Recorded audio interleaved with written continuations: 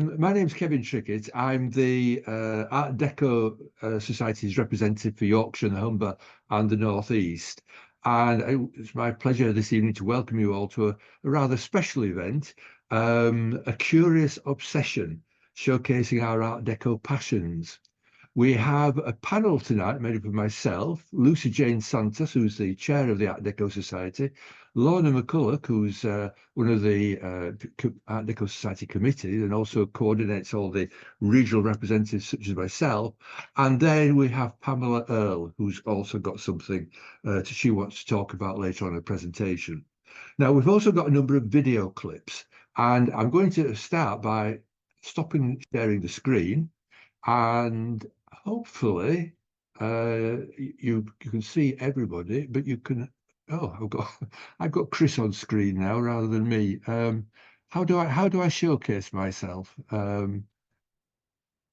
think I've done that. I don't know whether Lucy's doing admin, so Lucy will sort if there's a You're sure I can just see you. Right, So that's perfect. That's perfect. Yeah. But just while I'm interrupting, we've also got Richard, who's going to be giving a presentation as well.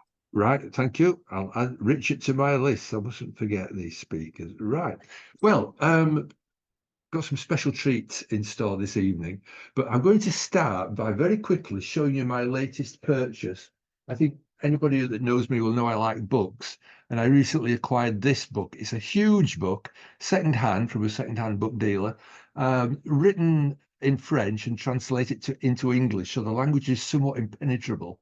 But the first chapter is an essay called One Moment More of Happiness. Well, I think that's what we're in for tonight. It's another moment of happiness, all about Art Deco. And where would we be when we come to talk about Art Deco if it hadn't been for Bevis Hillier, who back in the 60s started writing about Art Deco, a term that really hadn't been much used, if at all, before he coined the phrase. And he's recorded a special film for us this evening. So I'm going to start by sharing my screen, and hopefully you'll all be able to see and hear Bevis in a moment. By the way, we've enabled closed captions, so if you want to bring subtitles up, click on the CC button in the toolbar, and that will give you an approximate rendition, I think, of what we're all talking about. So here comes Bevis with a bit of luck. Hopefully you can see Bevis. And I will set him playing. Hello, my name is Bevis Hillier. I'm 83 years old, but in 1968, when I was 28, I wrote this, the first book on Art Deco. This is what I looked like then. You can see at least the book looks the same. It was certainly my most influential book. And although I have also written on ceramics and the official biography of my friend John Betjeman in 3 fat volumes, I have been called the godfather of Art Deco. As I'm sure all members of the Art Deco Society know, the phrase Art Deco was never used in the 1920s and 30s. What people called the style then was jazz modern, or modern with an E on the end. In a 1930s art historian called Derek Clifford invented a more fanciful name for the style, which was Aztec Airways. The phrase comes from the Exposition des Arts Décoratifs et Industriels, held in Paris in 1925, the exhibition of decorative and industrial arts. The phrase Art Deco, in the 1960s, a French art historian invented the phrase Les Arts Déco.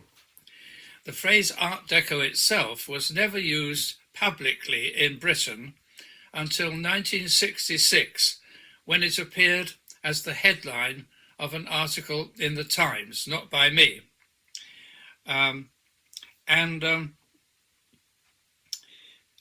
I first heard it a little before that, when a very top quality Deco and Nouveau dealer in Kensington Church Street called John Jess, that's Jess for sugar E, said to me with a sort of muffled giggle, "Do you know what they're calling that stuff? Art Deco." And a light went on in my head, and I thought, that's the ideal title for the book I'm planning. The book came out in London in 1968 and in New York in 1969, and it is credited with popularizing that name for the decorative arts of the 1920s and 30s. It certainly saw off, it triumphed over what some American art historians wanted to call the style, some of them still do, and that is streamline modern, again with an E on the end. Now, what was it that first attracted me to Art Deco? I have a theory that many people are fascinated by the period immediately before their birth, as it were, the period from which they were excluded. In the case of John Betjeman, born in 1906, it was the Victorians and the Edwardians. In my case, born in 1940, Britain's finest hour, it was the 1920s and 30s, the period my parents looked back upon as a golden age, when there were no doodlebugs, no tank traps, no air raid sirens, no searchlights, and the iron Nestle chocolate machines on London underground stations were still full of bars of chocolate priced 1 penny. I can tell you, when I was a child, I looked with great frustration at those chocolate machines. It was a case of chocks away. The striking monuments of Art Deco lay about me in my infancy, in particular the Odeon in Redhill, Surrey, the town where I grew up. It had 3 porthole-shaped windows, and at a slight distance there was a tower in the same style. You might call it a flying buttress that had flown. Inside, the furniture was equally striking, red leather and chromium-plated arms. My interest in Deco was further intensified in 1961 when I went on a tour of the Loire Valley with 2 university friends. The war had frozen design in France, and it really hadn't recovered by 61. All our 3 hotels were in that style. One of them had a mosaic frontage. And if you looked in a stationer's window, the letterheads were also still in Deco style. For example, a capital E would have a strong vertical line and thin horizontal lines. Before John Jess gave me the abracadabra name, those 2 magic words, Art Deco, I thought of the style as 30s. My sister used to drive me round London in her car, and I would shout out, "No, stop, 30s, outside some building that attracted me." I was not always accurate in that. One of my favourite buildings was the old Strand Palace Hotel. It was actually designed in 1929 by Oliver Bernard, father of the Spectator columnist Geoffrey Bernard.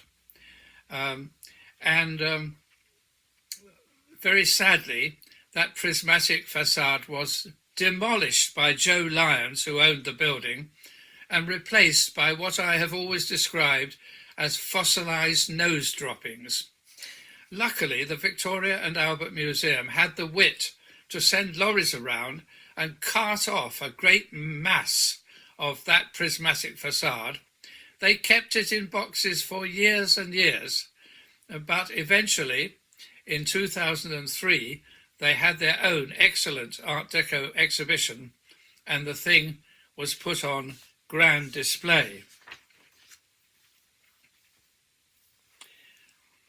In my little book of 1968, I tried to identify what were the influences on Art Deco? One of them was the Russian ballet with its gaudy colours, then pre-Columbian art, and of course Cubism. I think if you were to come up with a nutshell description of Art Deco, it would be domesticated Cubism, expressed not in the pomp of gilt picture frames, but in ocean liners, hotels, door knockers, powder compacts, and all manner of other goods. In the book, I described Deco as the last of the total styles, in that it did affect everything.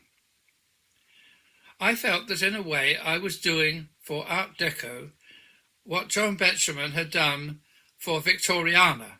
I was championing a despised style, the sort of thing people gave to famine relief shops.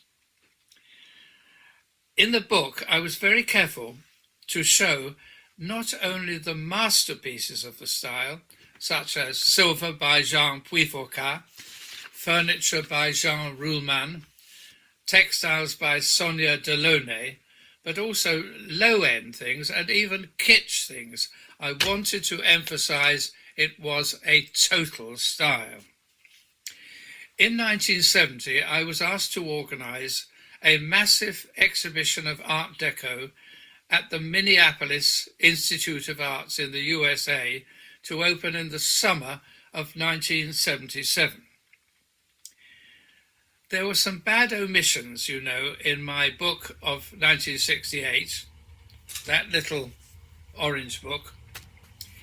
How on earth can I have written a book on Art Deco with no mention of Clarice Cliff? But the most glaring omission was American architecture. Now, recruiting exhibits in New York in 1970, I came face to face with it for the first time. London had been bombed. And how? New York had not been bombed. And the skyscrapers were in pristine condition. The Chrysler Building, the Channing Building, Radio City Music Hall, and the Empire State Building. And on one of the skyscrapers, I was delighted to see the words Fred Astaire Dance Studio. Fred and Ginger are my hero and heroine of Art Deco. I can watch their films forever.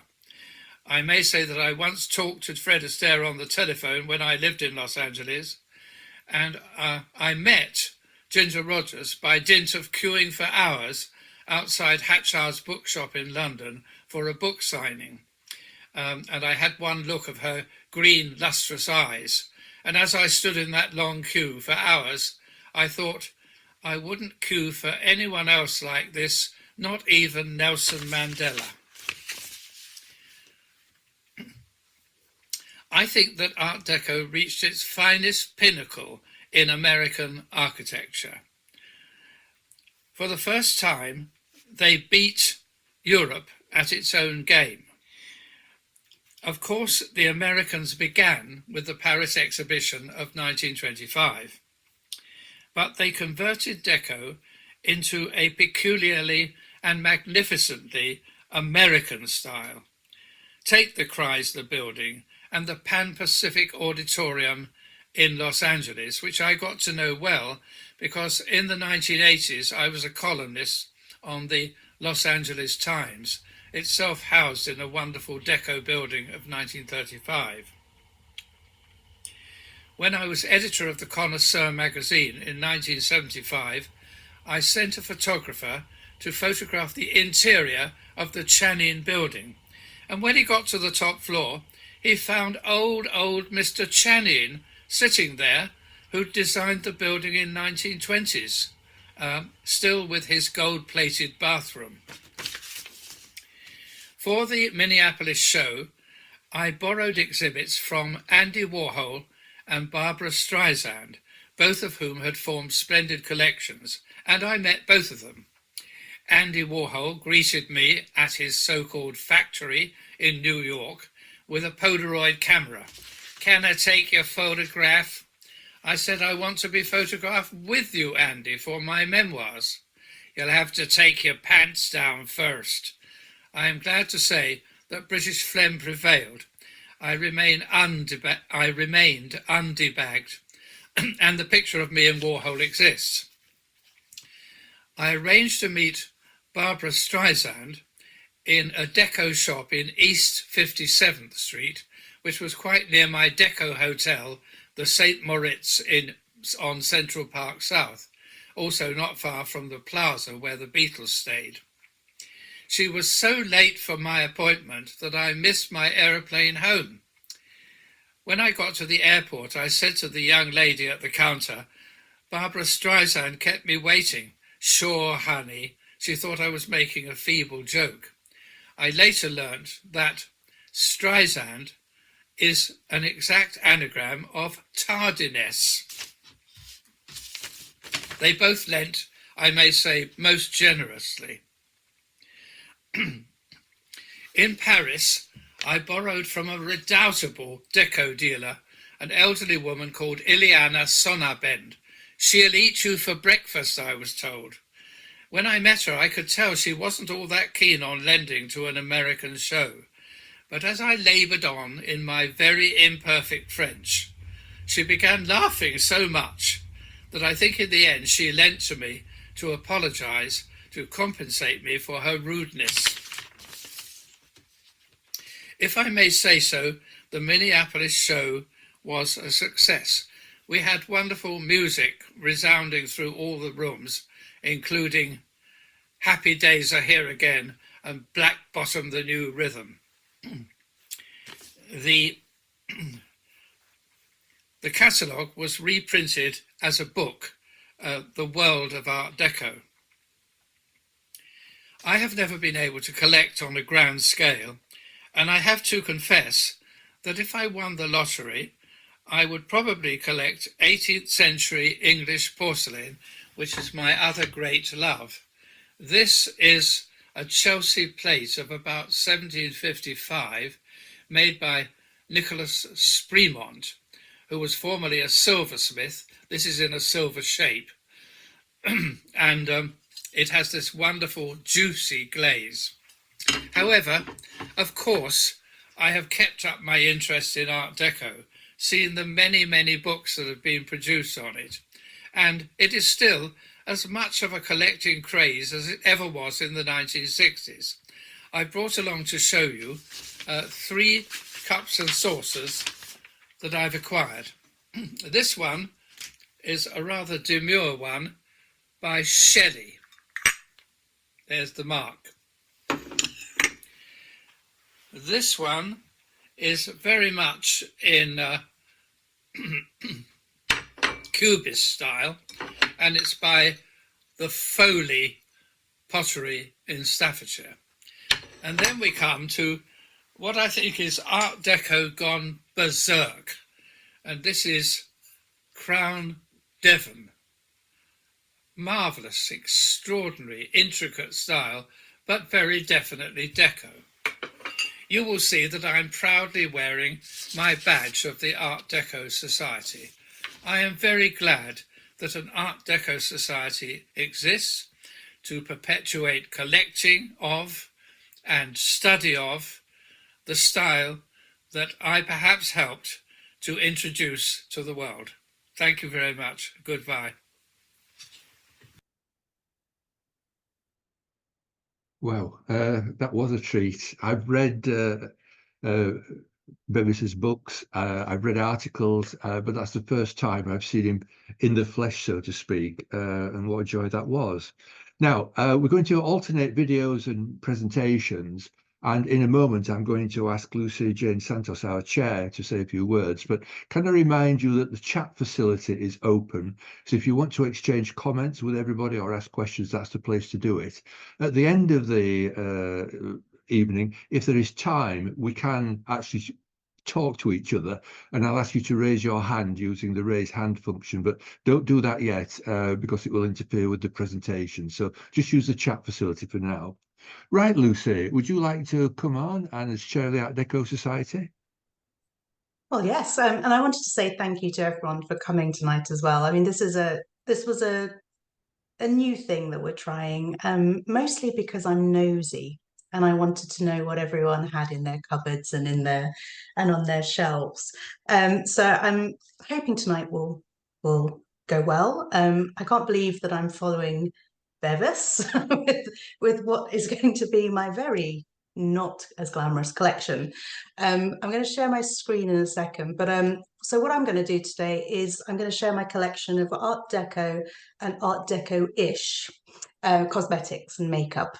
So then I'm going to talk a little bit about why they're my obsession after that. So I am going to attempt to share my screen first. Here we go. Let's get this up. Kevin, is it all? Can you see things? Yeah, it's not yet in slideshow. That's it. That's perfect. Yeah. Okay. Oh, well. Sorry, my thing has just gone slightly wrong. Put your cursor onto the PowerPoint. No, it's frozen at my end. Hang on.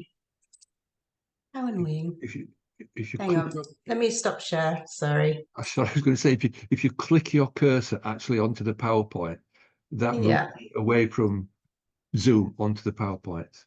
So sorry, give me a second. I'm just going to.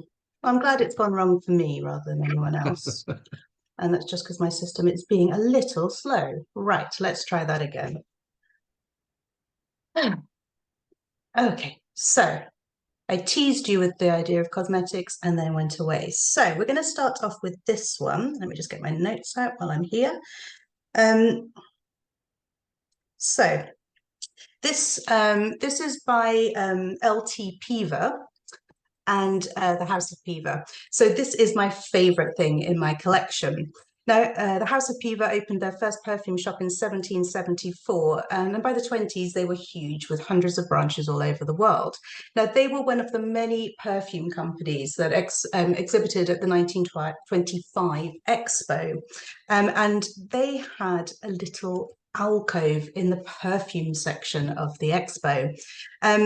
Now, they were not alone. I think there was about 30 perfume companies, and they were all had those little these little alcoves, and they all shared cosmetics and perfumes and hairbrushes and all sorts of things. So this is Peaver's alcove in the Expo. Now, this is where you went and you could smell the perfume. So these were all the modern and the most amazing French perfume companies, and you could go in and you could smell them, you could touch the bottles, but you couldn't take them away. So they came up with these, and these are little souvenirs. So these are the Peaver souvenirs from the exposition. Now you can see here that we've got a little a face on the actual lid of it, and it's surrounded by powder puffs. We also inside have a mirror, the product, and a powder puff. Now, my version does not have a powder puff, but it does have the most beautiful pink pressed powder. And you can see the size of it here, so it's only a little one. As I said, I don't have a powder puff in this one, but I do have this incredibly sorry for itself Swan's Down puff, which is around about from the 1920s. It's horribly worn and it's horribly stained, but for some reason I really love it. And I think that is related to why cosmetics is my obsession, because it's so intimate. This is something that was on somebody's dressing table. This is someone used this. I don't know where the stains came from. I choose to ignore that. That was because it was on someone's drawer for a little while. Now, the other things that I love, so for classic deco styling, we have these, and these are also my collection. So these are Dubarry talcum powder bottles. The company was registered in 1924, and these actual bottles were registered in 1930. They were imported from either France or Belgium, and they sold for 2 shillings. It came in a variety of fragrances. You can see here Golden Morn and a bunch of violets, but there was also the heart of the rose as well. well. And they came in a variety of different glasses. Again, you can see two types here. The yellow one is actually uranium glass, and this is what it looks like under a UV light. And this is an advert for it. Sorry, it's a really bad spec advert for it, but you can see there's a rapture, so another fragrance, another color of the glass bottles as well. And there's just a little close-up. So I was just going to, I tried to get a close-up of these Art Deco designs here so you could see. So this is a sunburst design, that really classic Art Deco thing. So you can see it's at the left hand of the bottom of it, and the rays are going up. Sorry, the rays are reaching up to the neck of the bottle. So it's incredibly deco and gorgeous. Other things in my collection, and again, I apologize for the terrible photos of these. I was going to show them up to the camera, but they're actually too small. So these are Cutex compact manicure sets. Cutex launches in about 1915, and by the 20s, it was the world's leading nail care and manicure company. So they sold their products in 37 countries. Now I have two sets here. The first one is from 1922 and the second one is from 1927. And I put them both up just to show that they really, really did embrace that deco vibe. Inside we have, again, sorry, terrible photos. Inside we have the products themselves and two little booklets. And again, we can see that leap within a few years of early 20s stuff to let's go full deco. Inside we have nail whitenings and pastes and things like that. We have cuticle removers and also liquid polish. Now liquid polish comes in the 20s. It starts off with just natural, and they had like a light rose color, but by the 30s they started having more of a range of colors. So I think by 1932 they had like 5 different colors. And those manicure sets are designed to be small, so they are this small. And that was really to, so you could put them in your handbag, and they were encouraging people to put them in your handbag. So you could have an emergency manicure at all times. Your nails had to be absolutely perfect. And so this was part of the deal of being a modern woman. Your nails really expressed who you were. So that's those. And then again, these adverts again. So really going for that beautiful Art Deco vibe, really modern, really glorious. And the last one I had just to share was this one. So it's what every good flapper needed in the 20s, and it's the shingling clipper, and it's an ant, which was really to say how small it was. And let me just move away from that and stop sharing my screen. This is when I see a big picture of me. And so it was like this size. So they're very small. So this is the shingling clipper from that box. So thank you for listening to me and for allowing me to share my curious obsession. The reason that I love it so much is because it is personal and it is ephemera as well. These things were not really meant to be here now. They were meant to be used and they were meant to be discarded, other than that Piva souvenir, which is a little bit more something for people to keep. So it was finding those Cutex sets about 15 years ago that made me really obsessed with Art Deco, but also turned me into a cosmetic and makeup historian. I moved from being an Egyptian archaeologist and all sorts of things, and now I'm into makeup history. So thank you very much for letting me just show those. If you had any questions, always happy to answer them, but thank you. Thank you very much, Lucy. I think, right. Yeah, right. I'm going to move on. So again, if anybody has any comments or questions for Lucy, can you put them in the chat function for now? Because we can always pick them up afterwards as well if we run out of time. Right, before I load up the next film, I'm just going to show everybody something I've got, which is this. Now, I bought it as an Art Deco trivet, but I've tried to stand pans on it, hot dishes, and it's unstable. It's very, very heavy, but nothing really stands on there that would be safe if it was very hot. And more confusingly still, it expands.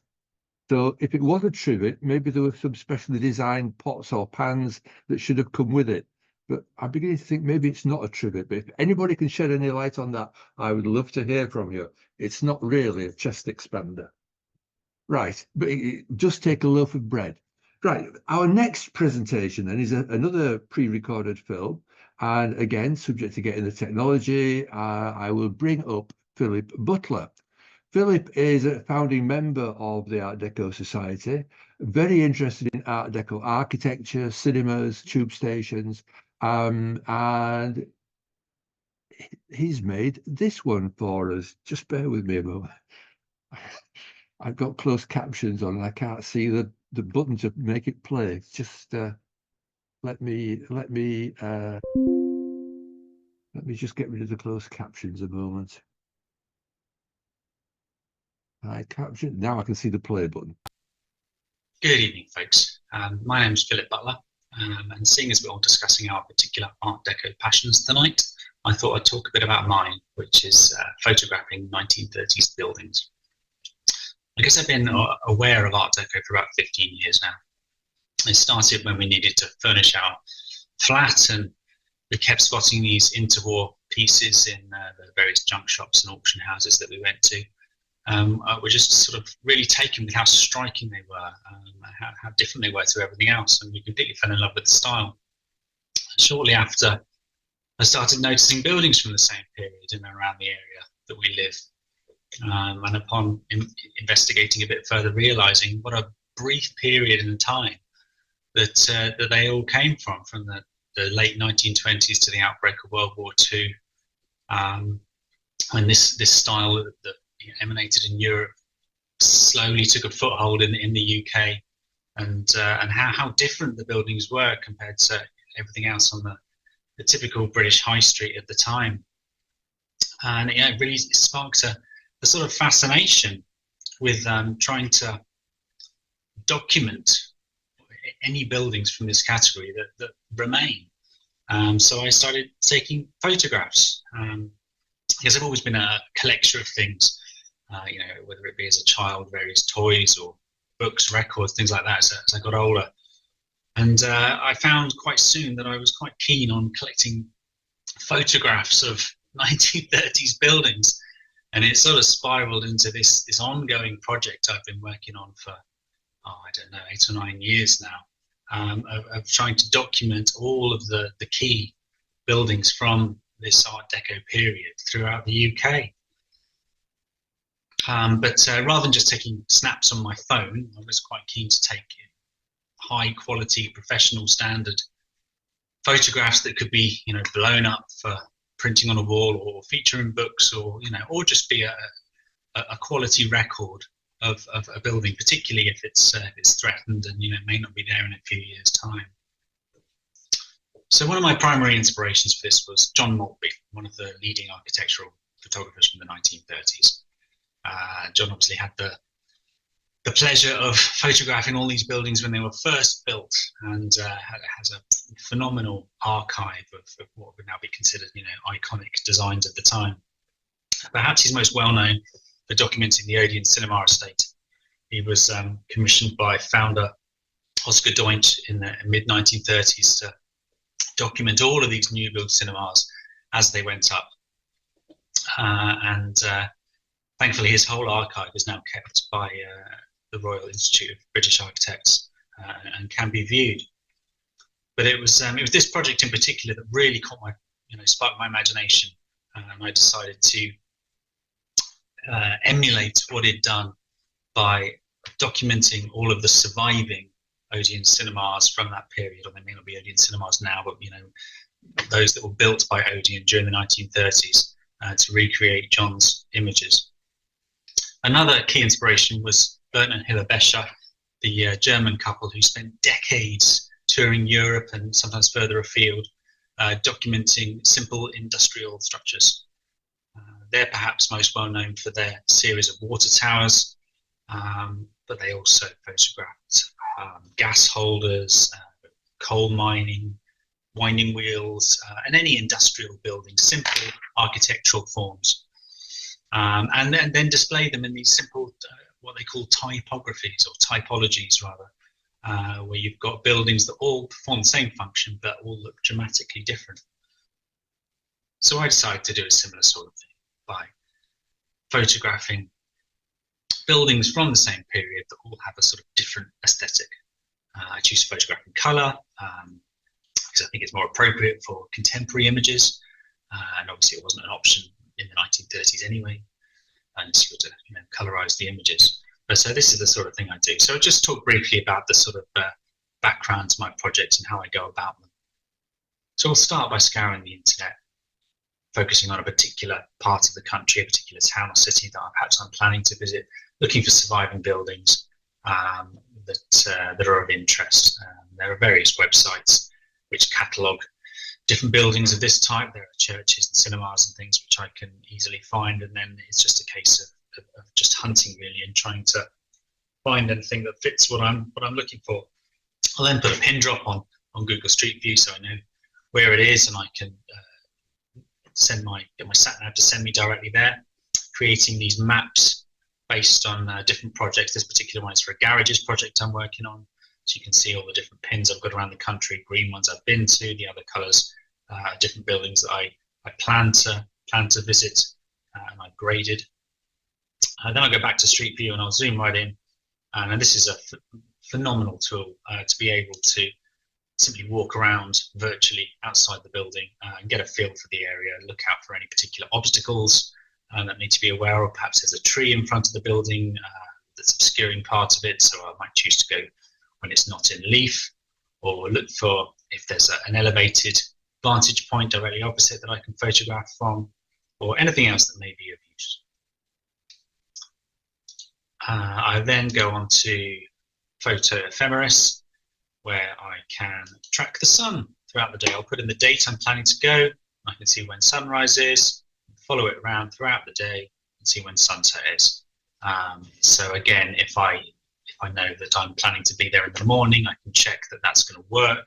Perhaps if the sun is in the wrong place, I may need to alter my plans to work with that. Or if I want to photograph it at sunset or blue hour, then again I know what time I need to be planning for.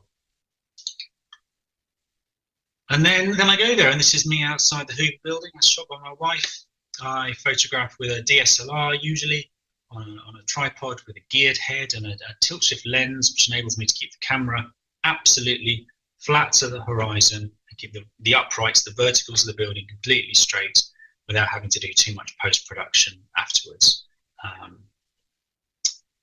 And also long exposures, so if it's dark, I can leave the shutter open for quite a long time without any camera shake.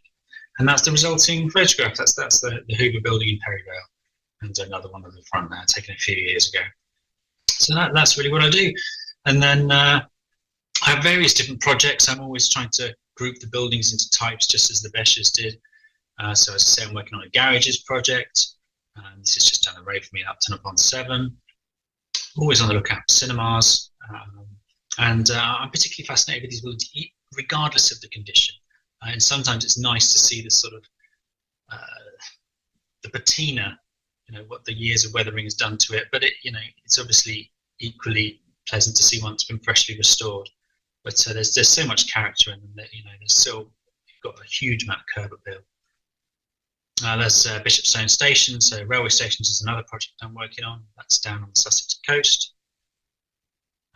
But I'll photograph anything, any structure from the period if it catches my eye. This is a bus shelter up on the Wirral Peninsula. This is a tea warehouse in Leicester. Took this very, very recently. It's in a dreadful condition, but it's still, a very striking building. This is a library, St Barnabas Library, also in Leicester. Again, you can see a strong Dutch influence here, and echoes of Stockholm Central Library. I very occasionally photograph residential properties. I always feel a bit uneasy about taking photographs of people's homes unless I have prior permission. But sometimes if you walking past and spot one, you might as well document it while you're there. What do I do with the pictures? Well, primarily I post them on social media, Instagram being my main output. Post them there a couple of times a week normally. But I'm also been experimenting with Threads recently, and up until a few months ago, I was quite regularly posting on Twitter as well. I also have published a few books, which again, this was one of my perhaps initial motivations for really getting out there and documenting a large quantity of buildings, was to group them together and publish in various volumes. So Odeon Relics, as I mentioned previously, looking at the surviving buildings built by the Odeon cinema chain in the 30s. And more recently, I published a London Tube Stations book. Again, the London Underground stations from the same period, mainly designed by Charles Holden, but some of his contemporaries as well. And various other books along similar lines in the pipeline for the coming years. So that's it, really. Thank you very much for listening. My name's been Philip Butler. I've got a website, philipbutlerphotography.com, should you wish to see any more of my pictures. And my social media handle is Art Deco Magpie. Thanks very much, folks. See you later. Thank you to Philip for that. Again, another fascinating account, and I've got some of his books, as you would imagine. So, yeah, really nice photographs. Very well taken. Right. Well, we'll move on now to our next guest speaker, which is Lorna McCulloch, one of the Art Deco Society committee members. And as I said earlier, she coordinates the regional representatives, such as myself, amongst other things. So, Lorna, if you're there, can I bring you in, please? I am. Hello, can you hear me okay? Yes, I can hear you. Thank you very much. So I'm just going to do a little bit of a show and tell. I haven't got a video because I didn't have the time or the energy to do one. So I have came to Art Deco really through fashion and books. So I'm a huge fan of Golden Age mystery writing, and obviously they're primarily set in the 20s and 30s, and then came through Poirot, and that's very styled in the 20s, so I love that. And I started getting into vintage fashion probably about 10-15 years ago. Started in the 50s and then have been kind of slowly working my way backwards. And the reason that I am not wearing my Art Deco pin is because this is actually a 1930s dress, and it is quite decorative. I don't know if you can see that. The pin tucks are in that kind of very geometric style going down into this. So I don't put any pins on this because this is nearly 100 years old. And so yeah, so I'm going to show you just a few bits of my jewellery collection, and then we're going to go into homewares. This is nothing particularly expensive or fancy. One of the things about my collection is I need to be able to use it. I don't have stuff that I just have to look at, or I'm not a kind of collector in that sense. If I have something, I do want to use it. So I wear my clothes, I wear my jewellery, I use my homewares, although I often live in absolute terror of wrecking them because I'm quite clumsy. And I live in ideally, of course, I would have a beautiful Art Deco house on the beach, and I'd have an extensive collection of beautiful Art Deco things. But I don't. I live in a little 1940s pebble dash semi on the beach, to be fair, in Scotland. But I like the fact that I think everything I own in terms of my collection would have been owned by people who were in the socioeconomic bracket of people who would have originally owned this house. You know, there's nothing fancy, but they probably would have owned this kind of thing. So that's kind of why I like it. So see if I can turn my camera around.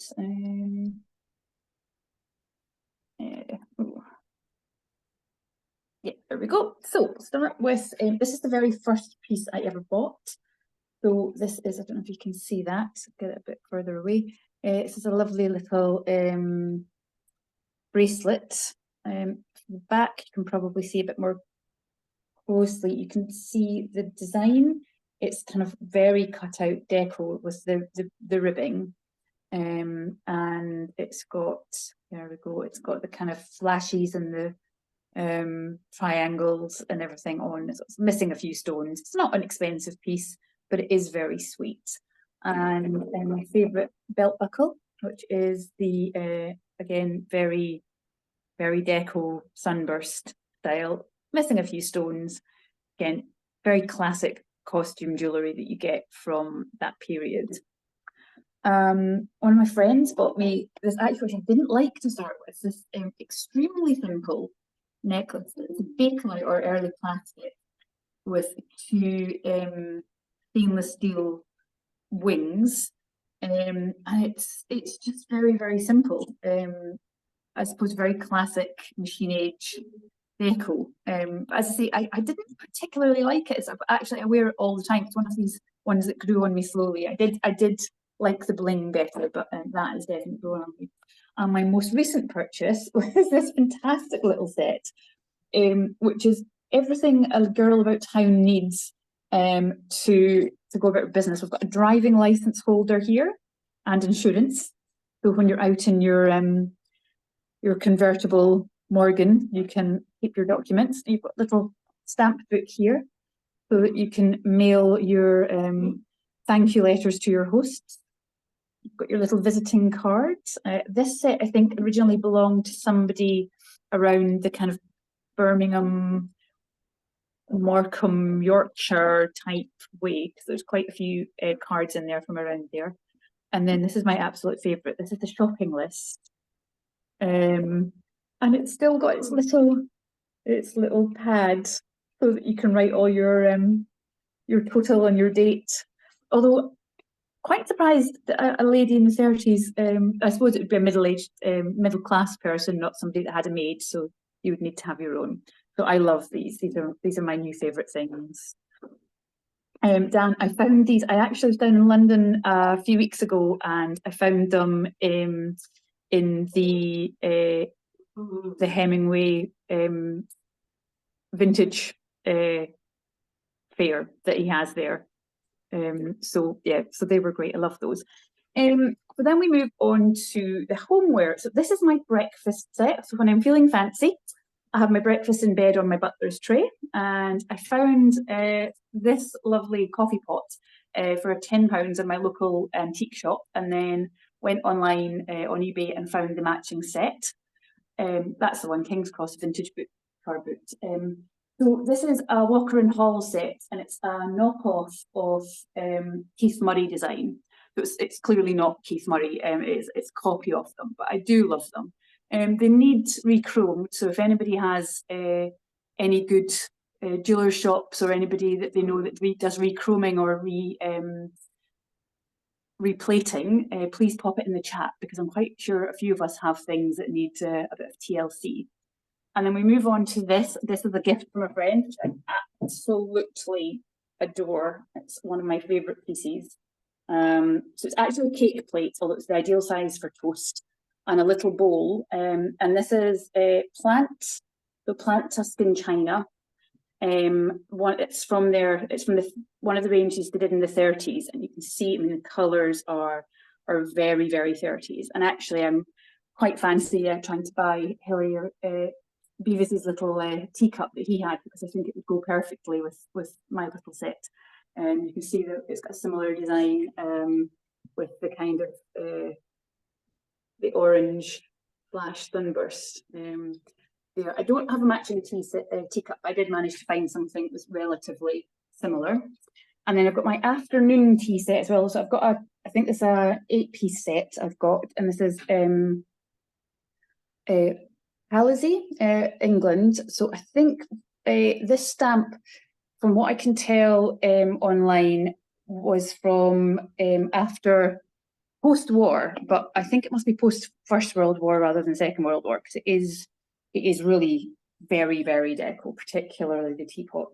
It's not terribly comfortable to drink out of because it's extremely triangular, but it's beautiful. It is quite early, I think, because it's still got that kind of almost Edwardian Victorian flower arrangement as well, but the handles put it smack bang in the middle of deco.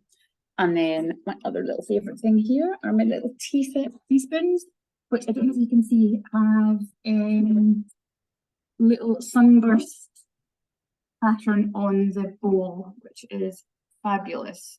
It's a really nice little kind of sunburst twinkle there. I have a lovely little clock that has the world's loudest tick.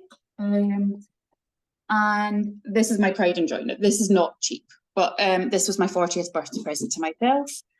And this is a Maple & Co. cocktail shaker, still got its little original stopper, and I just absolutely love this. It's in immaculate condition, and I do enjoy mixing myself a little cocktail out of this one. And then my last thing that I love is my bedside lamp, which again I absolutely love. It needs re-chromed, but is absolutely beautiful. And this is the thing that I am most terrified about breaking, because I do have it on my bedside, and I'm really worried I'm going to knock it over. But it's so beautiful, I can't not use it. So thank you very much. I hope you enjoyed that very short tour around some of the things. Oh, one other thing that I would just like to show you. As I say, my house is from the 1940s, and this is what I found behind the fireplace. A little original Woodbine cigarette thing. So that's it. Thank you very much.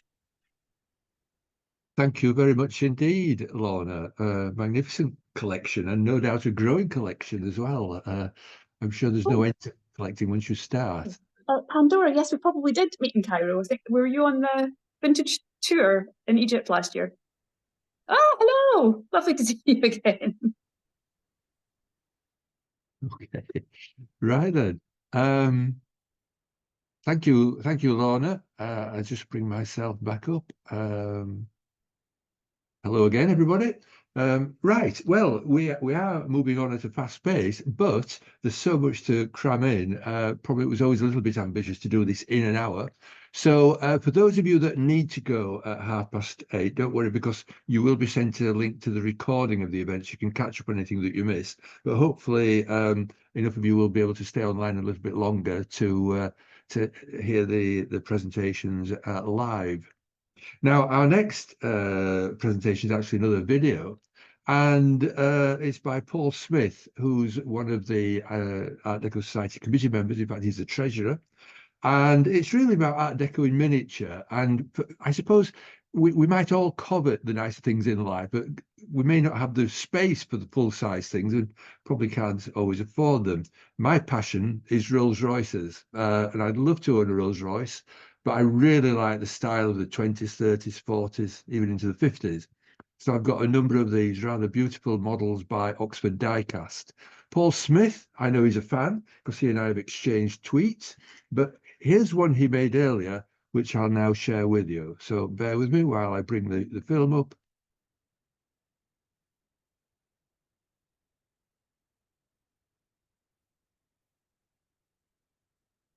Just bear with me a moment. So much going on my screen. I can't see the buttons. Here we are. Right, A Curious Obsession, Paul Smith. Over to you, Paul.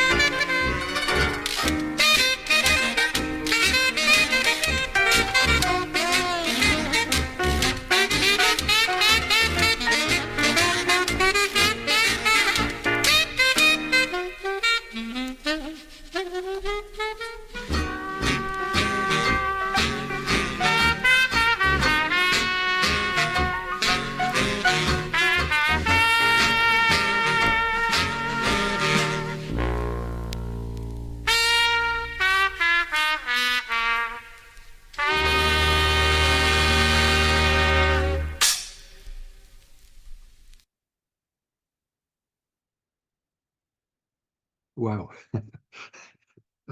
Who wasn't tapping their feet to that, I wonder, and admiring those superb models? And that's the answer, I suppose. Now, if you see something out there you like and it's too big to bring home, or you can't afford it to buy it, make a model of it, or go out and see if you can buy a model of it and put it on the mantelpiece. I don't know if you've got the subtitles on, but I was amused to see that the Zoom generated captions were trying to keep up with the music and put some words up on screen. I kept seeing things like the me and the you and the he and the oh, which rather fitted the mood. Right. Thank you to Paul for that. The hours of dedication to create those models intense. Right. I'm going to bring Pamela Earl now. So Pamela, could you? I can't see you on screen. So could you speak? I might bring you up front. Pamela. Come on, Pamela. Pamela. Hello. Hello. Can you hear Right. me now? Wonderful. I can hear you, but I can't see you. Have you No, got no. so It's a long story, but yeah. right. Okay. So I've got your slides. You want me to share your slides? Yes, please. Right. Just bear with me while I find them now. I think it's this one. Right. So That's it. yeah, everybody can see your slides. So you talk and tell me when you want me to advance them. Right. Okay. Thank you. My name's Pamela Earl, and I've always loved Art Deco, but it didn't take over my life until my late teens. If you go to the first, if you go to the next slide. No, there we are. That's it. Thank you. And I hope everyone appreciates the lint that I lovingly decorated all over some of these objects.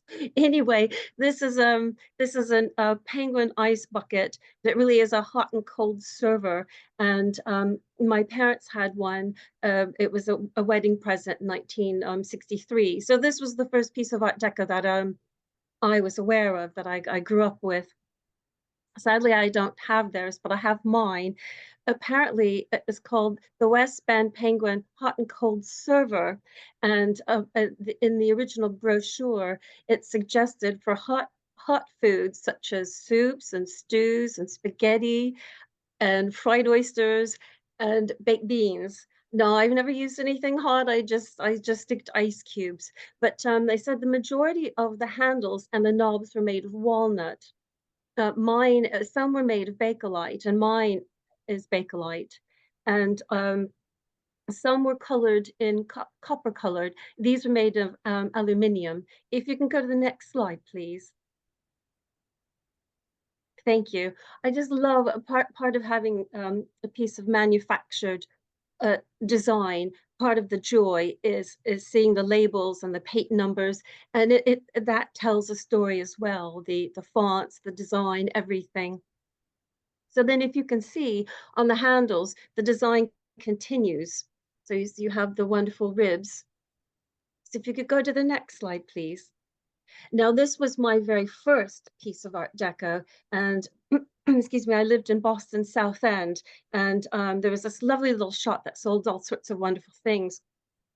And they had just procured a bunch of Liberace. There was an estate sale, Liberace miniature porcelain piano figurines. And I thought, oh, I fancy one of those. I think I'm going to get one. And then this standing serpent caught my eye.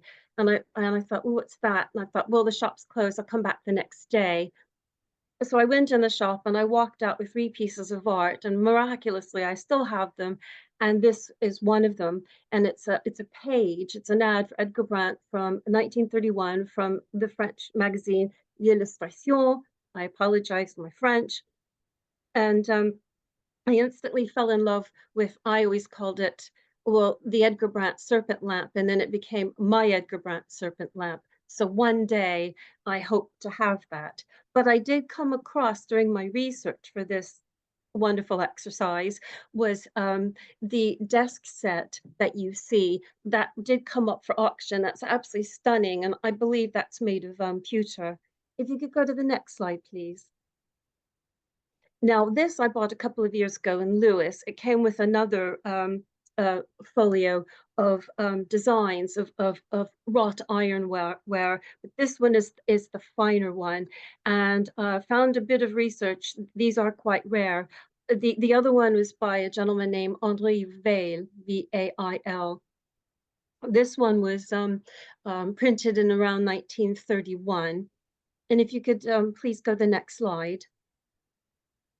I just love the foxing. You can see the rips and tears, and that's one of the things I love about collecting. As I like the age. I don't necessarily like things to be in mint condition, but that's just me. But the interesting thing about these pages, they're all loose, is 2 of them have tears, and it makes me think that they may have actually been used. Next slide, please. Now, I do apologize for the blurriness. We've hardly had any sunlight in Lewis. It's been a struggle photographing these things, but I hope you can get an idea. But this is the first plate, and it just shows you the variety of wrought iron door treatments, and just the varying patterns that go into Art Deco. If you go to the next slide, please. And I just love this. Can you imagine seeing these at nighttime in the rain or in the snow? And they just do seem to leap off page. Next slide, please. And I love how he H. Juliard has designed these so that the customer can see their goods and services, how they would be presented, literally how they're framed outside. And during my research and looking at this, I discovered, if you look at the top illustration, I think those must be doors, and each one is a different pattern. It's just fantastic. Next slide, please.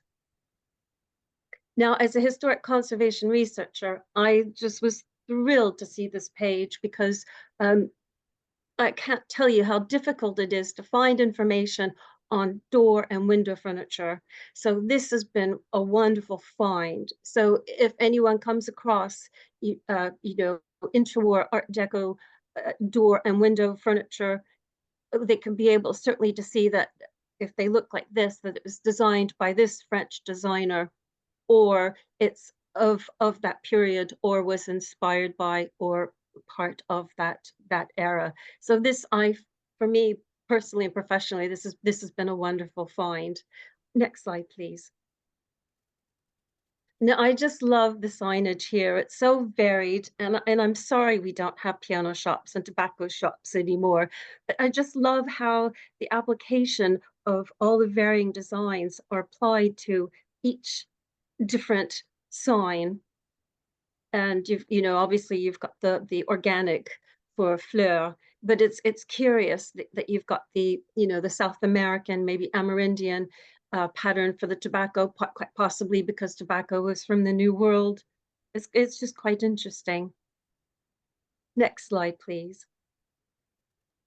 This I found really fascinating, because I had never seen Art Deco being applied to religious designs before. I don't know if any of y'all have, but Henri Vail also did some as well, but his are so formal and so conservative that they don't look like Art Deco.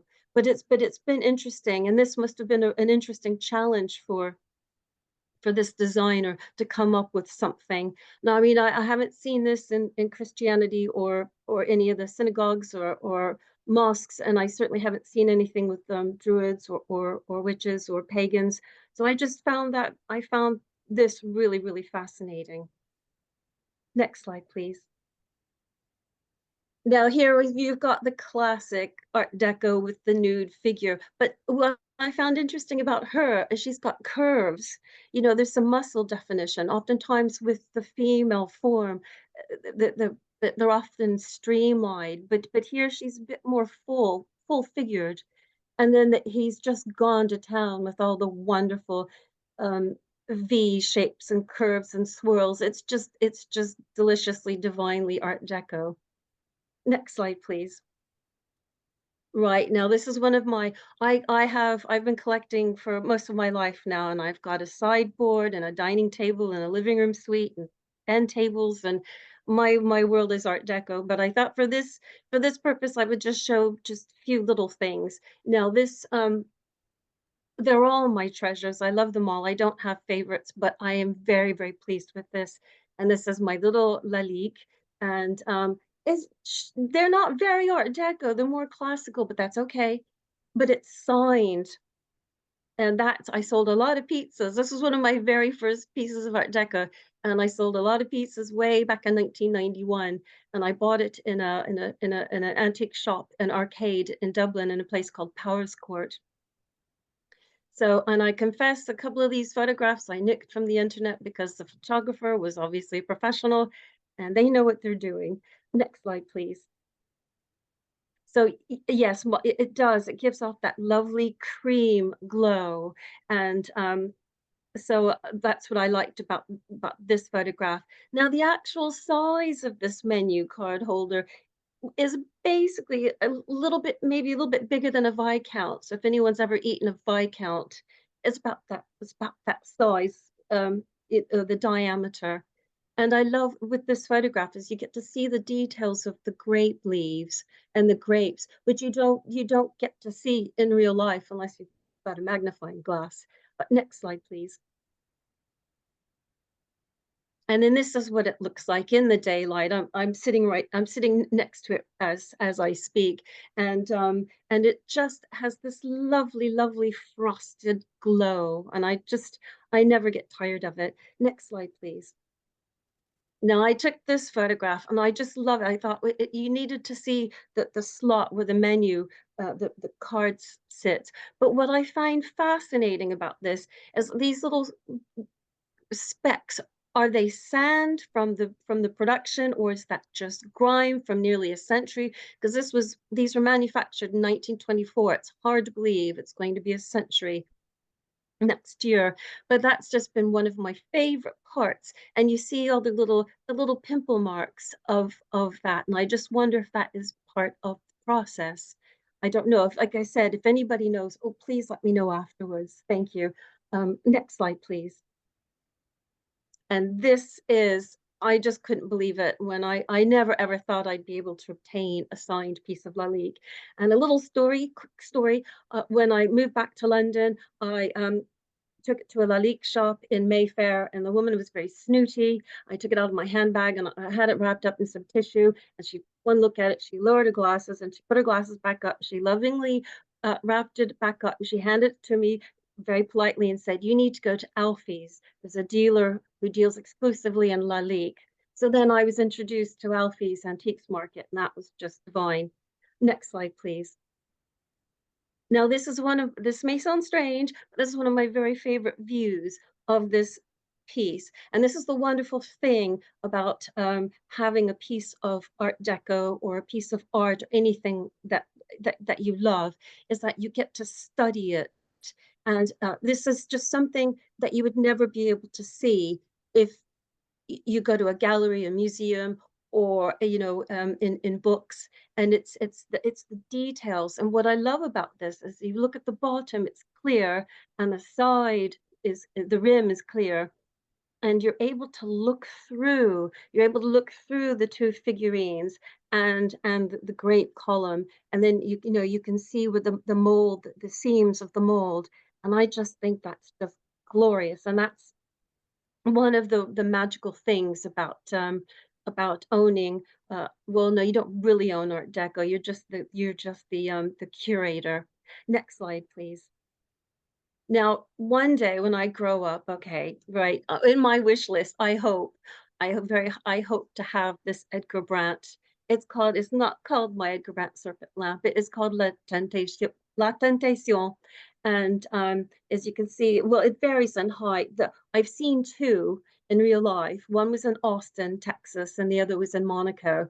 And I did see a table light fixture in there used to be a wonderful arcade in Islington. But it's just absolutely glorious, and I hope to be able to have one. But one sold was it 1998 for $57,000. So I'm not quite sure. So yeah, so that's just a brief snippet of my collection, and thank you very much for listening.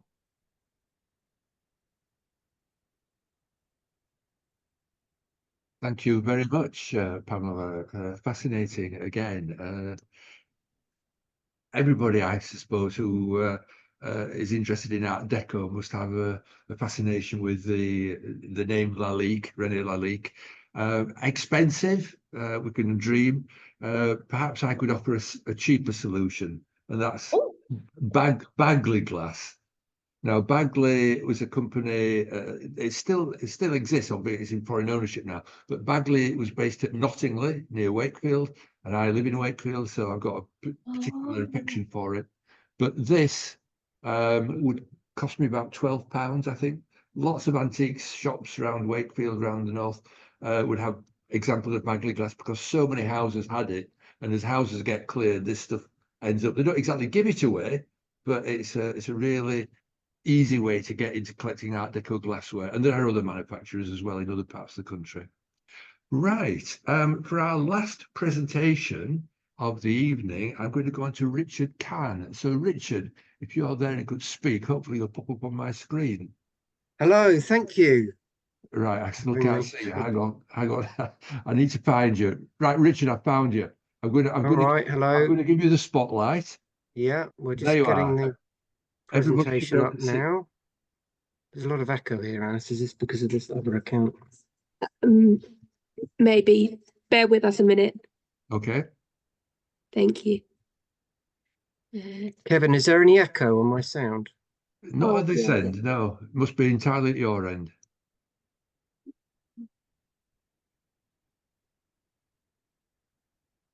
So I think it's just our end. Yeah, it is. It's somebody else. Okay, then I'll just make a start. If you bring that up. Sure. Yes. Let's.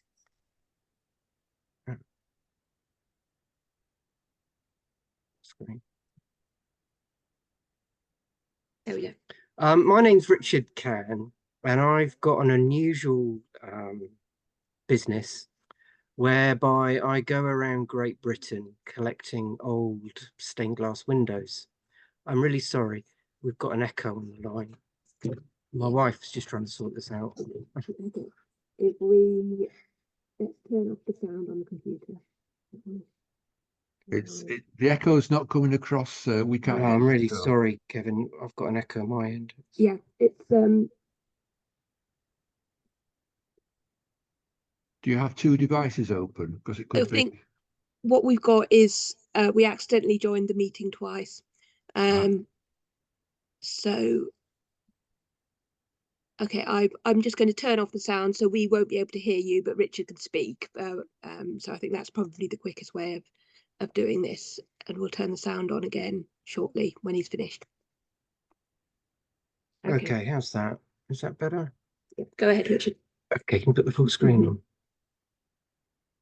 Okay, as I was saying, I've got an unusual business where I go around the country collecting old stained glass windows. This is because in the 1920s and 30s in Britain, there was a boom in suburban house building due to government policy.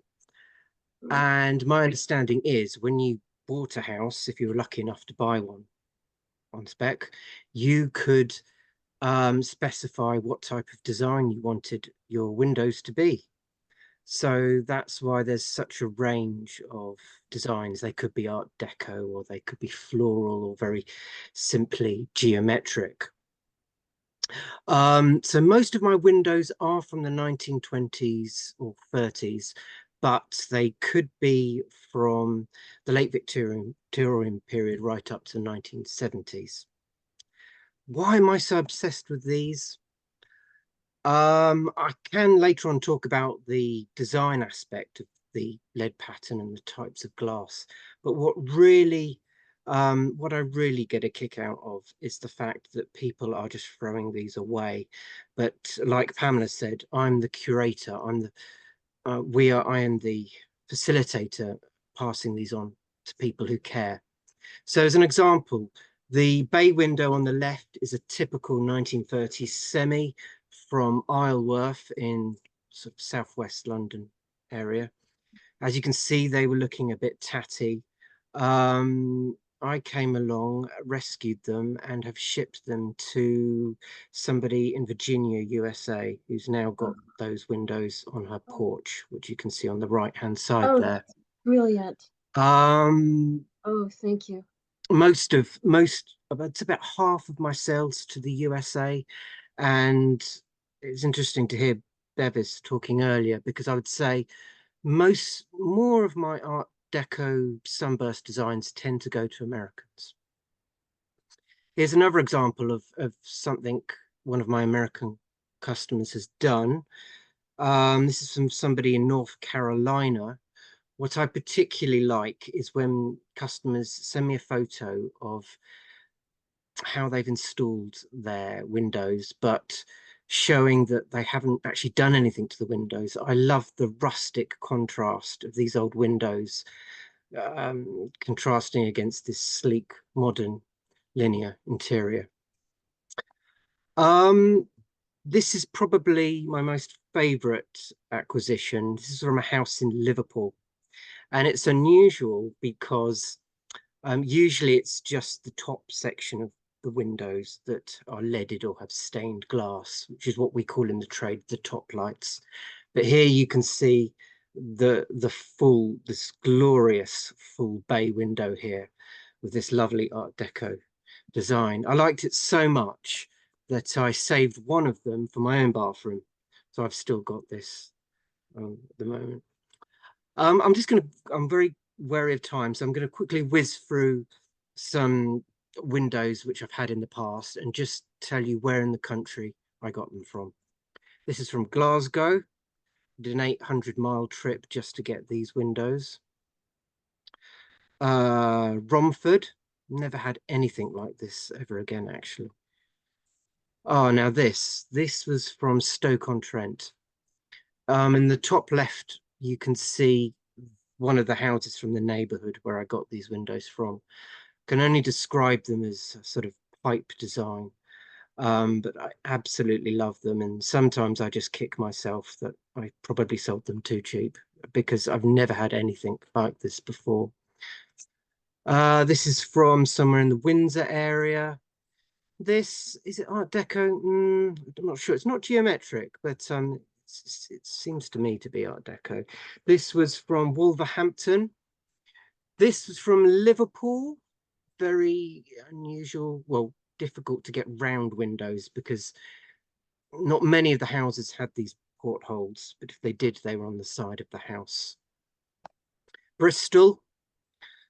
Okay, and I thought I'd just outline the difference between an Art Deco stained glass window and a Victorian one. So it'd be no surprise to you that most of the Art Deco stained glass windows are an abstract version of the sun. So it's very unusual that they would have a border. As you can see, the window on the left doesn't have a border. But Victorian windows, what they have in common with Art Deco windows is that they tend to be geometric.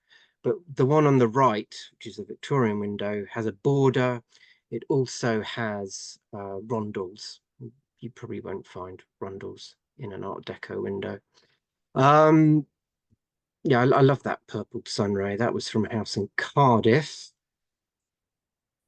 Just to talk a bit about the type of glass that was used. So old British window glass was often made with figure rolled glass. And this particular glass is called glister glass.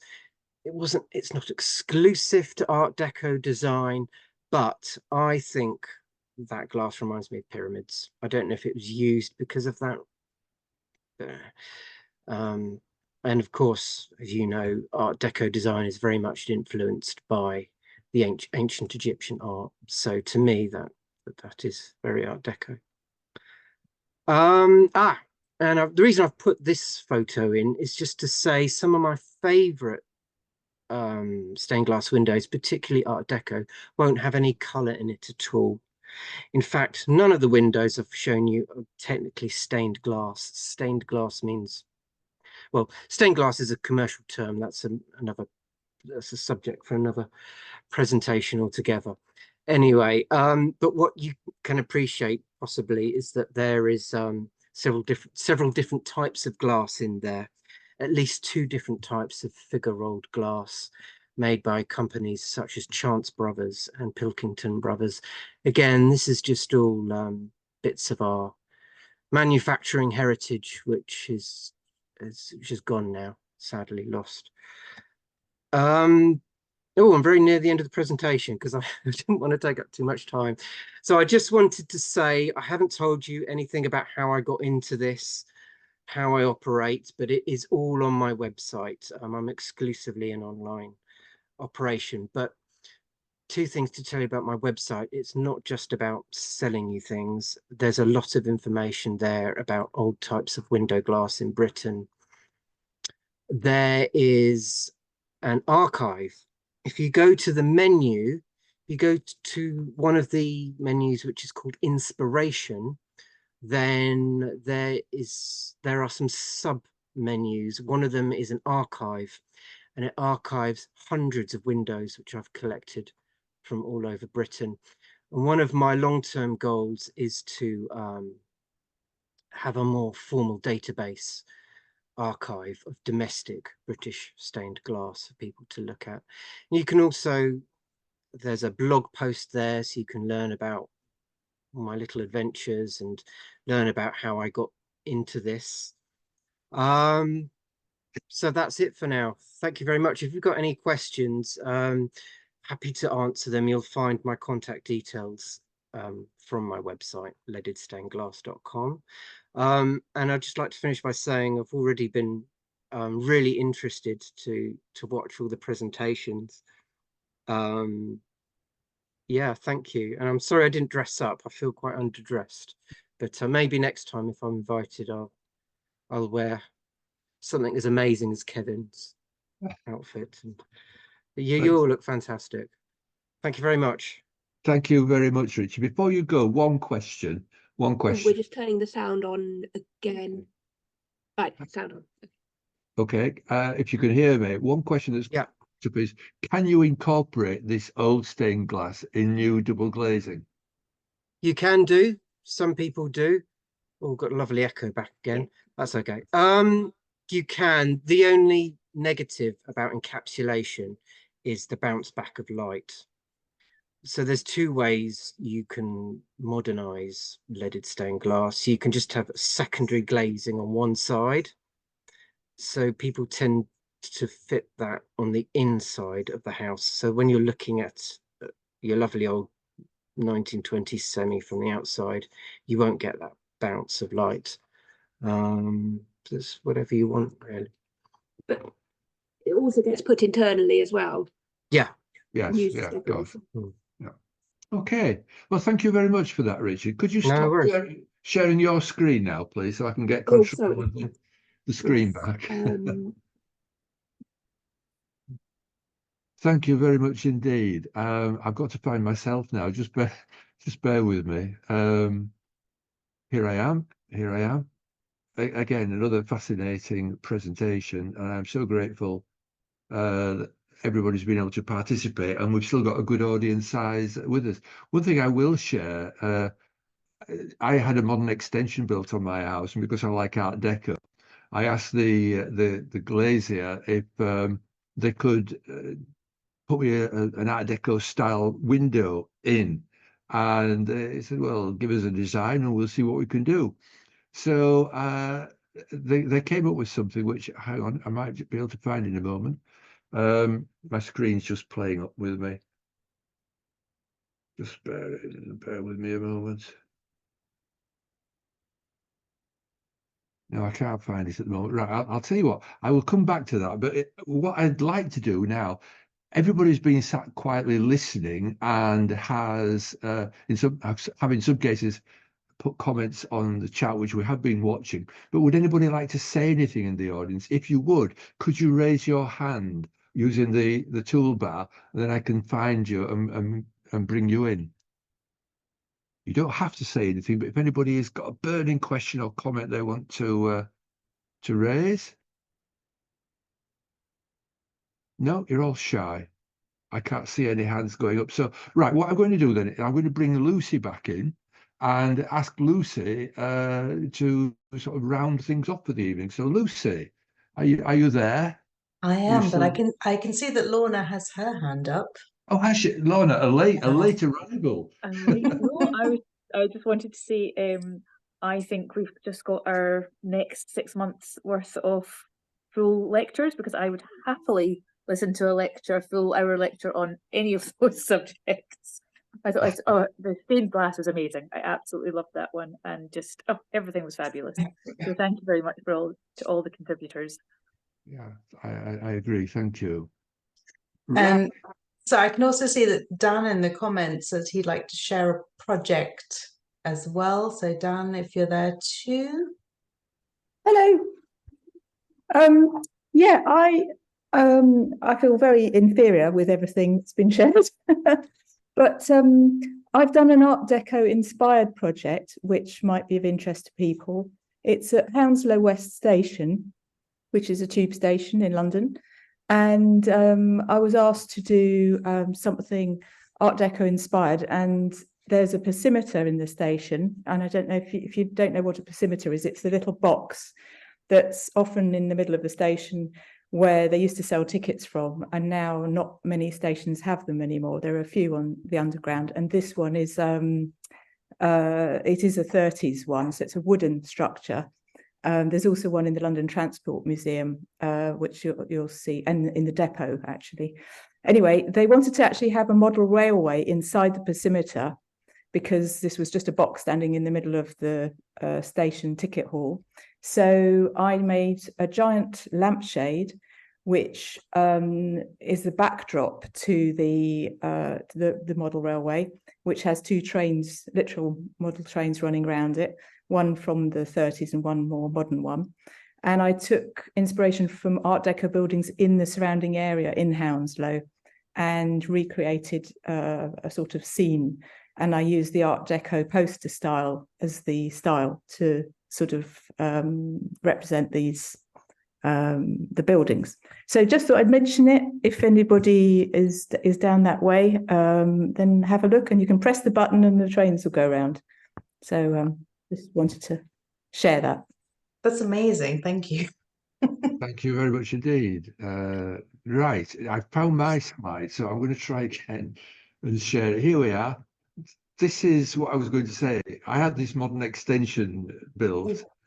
I said to the glazing company, could you make me an Art Deco style window? So this is brand new, it's UPVC, but it's a leaded window, and it adds a touch of sunshine to my downstairs loo. So I just thought I'd share that. Right, any more hands going up anywhere, or have we come to the end of the lollipop? I think we're at the end. I will just say a few words. Right. So the first ones I will say is, Kevin, I love that. Sunshine rays, that's beautiful. And thank you for sharing that. The other things I will say is thank you to everyone for coming. This was amazing. Thank you to everyone who commented. Thank you to everyone who shared their obsessions as well. We love it. For the Art Deco Society, while you're all here, because I'm sure you're all very keen, I would just like to say we are always looking for people to get involved with the society. So this is where we twist your arms right behind the back, and we will get very vicious about it. So we are always looking for regional reps. We're always looking for committee members. We are particularly looking for an events coordinator. So if you enjoyed tonight and would like to organise events like this on your own or with support from me, please do get in touch. We're also looking for people for the preservation committee as well. That's a really important thing that we would like to start doing much more of in 2024. Yes, so that's sort of me, but thank you so much for coming. We love the enthusiasm. We love Art Deco. We love everything. And I'm hoping that we'll do this next year as well. because I think this was a fabulous event. I loved hearing from everyone, and this really did like scratch my nosy itch for the event as well. So thank you so much for coming. And Kevin, do you have anything else to add to that, or should we just? All I can say is that this is perfect timing because my martini glass is empty, my cocktail shaker is empty. I'm ready to go and mix myself another drink. So thank you very Cheers much, then. everybody. Cheers and good night, everybody. Thank you for watching. Thank you. Thank you. Bye bye.